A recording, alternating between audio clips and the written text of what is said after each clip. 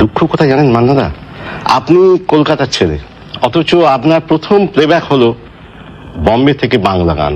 এটা কারণ কি? আপনি কলকাতা ছেড়ে বম্বে গেলেন কেন, এবং বম্বেই প্রথম আপনাকে স্বীকৃতি দিল কি জন্য? কলকাতা কি কেউ আপনাকে স্বীকৃতি দেয়নি?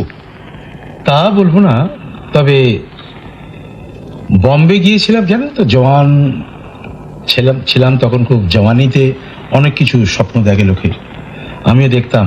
এবং প্রথম অপরচুনিটি যেমনি পেলাম, কাকার সঙ্গে চলে গেলাম বম্বে, এবং সেখানে কাকার অ্যাসিস্ট্যান্ট হয়ে কাজ করছিলাম। কাকা মানে কৃষ্ণচন্দ্র দে? হ্যাঁ, স্বর্গত কাকা আমার কৃষ্ণচন্দ্র দে, আমার বাবারই মতো, উনি আমাদেরকে মানুষ করেছেন। কাকার অ্যাসিস্ট্যান্ট হয়ে কাজ করছিলাম, হিন্দি উর্দু ভাষা শিখছিলাম, এবং ভালো কোনো ওস্তাদের কাছে গান শিখবো, এই ছিল আমার ভীষণ একটা অ্যাম্বিশন, কোনো ভালো ওস্তাদের কাছে গান শিখবো। ও, আর বম্বেতে একটা সর্বভারতীয় পরিবেশ পেয়েছিলেন। এক্স্যাক্টলি।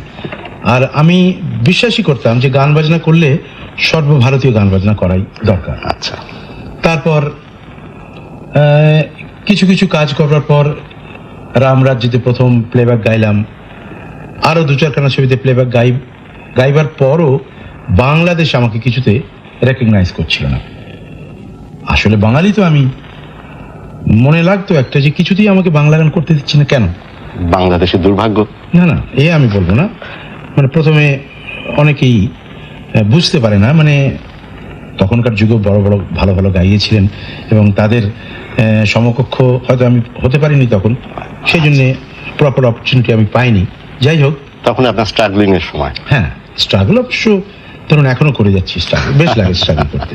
স্ট্রাগল করার যে একটা আনন্দ আছে না, এই আনন্দটা আমি বেশ নিজে উপভোগ করি। আচ্ছা। আর তখন হলো এই শান্তারামজি, ভি শান্তারাম, ওনার ছবি অমর ভূপালী, তার বাংলা কি বলে ওটা, কি বাংলা ভার্সন হলো, বাংলা ভার্সন, ভার্সনে যেটা হলো নিতিন বোস ডাইরেক্ট করেছিলেন, এবং আমাকে ডাকা হলো ওই গান করবার জন্য, যে গানটা আপনাকে শোনালাম। এই গানটা লিখেছিলেন গৌরী প্রসন্ন মজুমদার। হ্যাঁ, আমার মনে আছে, খুব সুন্দর লিখেছিলেন। সুরটা কার ছিল?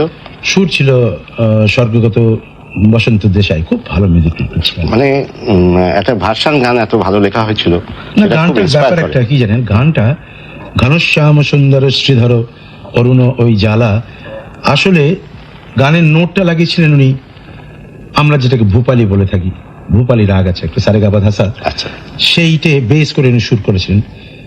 কিন্তু মজার ব্যাপার হচ্ছে এই জিনিসটা গাওয়া হয় সমস্ত মহারাষ্ট্রতে সকালবেলা।